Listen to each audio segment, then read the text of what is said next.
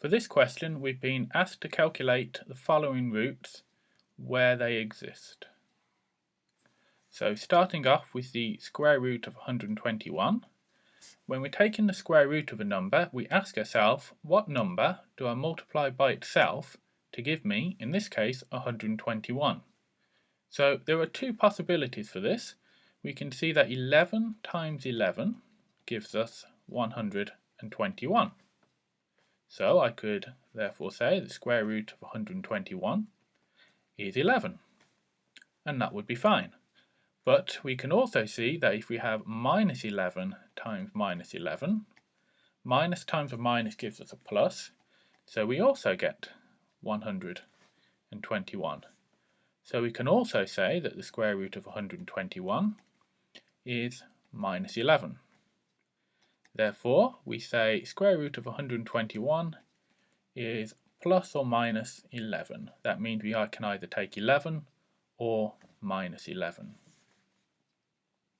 Now looking at the cube root of 343, we ask ourselves the question, what number do I multiply by itself 3 times to get 343?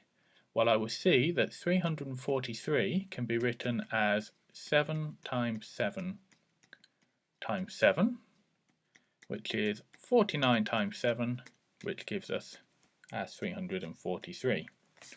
Therefore, the cube root of 343 is 7. Now, for this case, you might think, could I take minus 7 as a solution? So let's see what we get. We'll get minus 7 times minus 7 times minus 7. So we have minus times a minus, which is a plus. So we have 49 times minus 7. But 49 times minus 7 is minus 343. Which isn't what we're looking for, so the cube root of 343 just has the one answer, which is 7.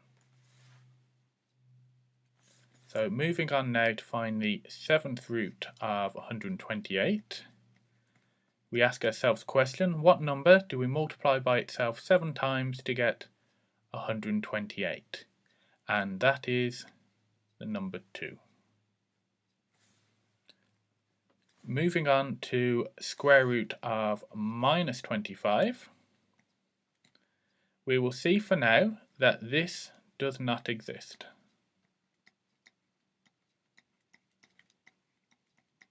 Strictly speaking, we say there is no real solution to this. What we will see in a later section in complex numbers is how we deal with the square root of a negative number. But for now, we will just say that it does not exist, or we'll say there is no real solution.